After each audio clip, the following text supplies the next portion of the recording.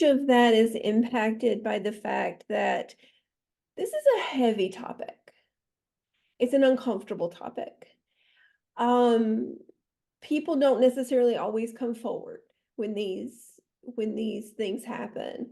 Um, how much is impacted by that, and how can we start to shift that so that when something happens to someone, they're they know that they have a support system, and they know that it doesn't have to be an uncomfortable thing to talk about, and that we can open up, and we can get the support that we need to the people who need it. Yeah. It starts with what you just did, and that is acknowledge where we're at. Um, the next thing I would call out, once we acknowledge that, hey, there's a lot of shame and a lot of stigma for survivors, and it's really hard for them to speak. And that shame and stigma is not because of the issue itself, it's because of how society has framed the issue. Right. Does that make sense? Yeah. That's what I'm saying. And so we can change how society has framed the issue. And we have on multiple topics. So let's take breast cancer as an example. 30 years ago, breast cancer would have been spoken about in hushed terms, whispered, would have been whispered, right? If it was talked about at all. Today, not only is it spoken about, but on multiple times a year, you can find a ton of breast cancer survivors proudly running down a street declaring that they are survivors. Right. That's an example of how society's frame the issue got shifted. We can see other similar examples. Let's take the issue of mental health, because we're in the middle of that shift right now. It's not done, but our openness of talking about our mental health today compared to 5 years ago, compared to 10 years ago, Right. compared to 30 years ago is drastically different. And we still have room to grow on that one.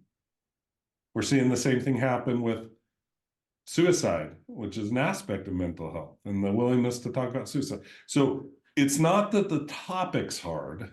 That's not the problem. The problem is how society has chosen to approach the topic that's the problem. So those are the norms we have to adjust and change so that survivors can more comfortably raise their hand and say, I'm a survivor and I want help. Parents can more comfortably raise their hand and say, I want to learn how to prevent this with my children. And that's part of that societal change work as well when we talk about changing those societal norms or constructs.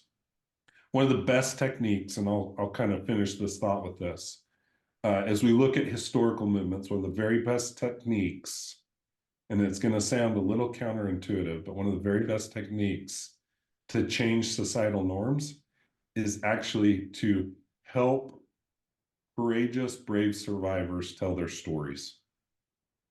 Because what that does is it creates proximity, which breaks down the barriers. So the first person in my life that told me their breast cancer survivor story, a woman to a man, it was probably pretty uncomfortable for them.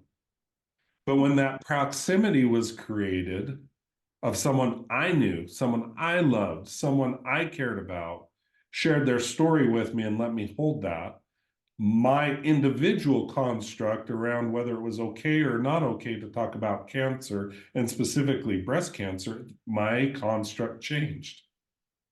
Now, multiply that over thousands of conversations and then millions of conversations, and we see how society changes these constructs.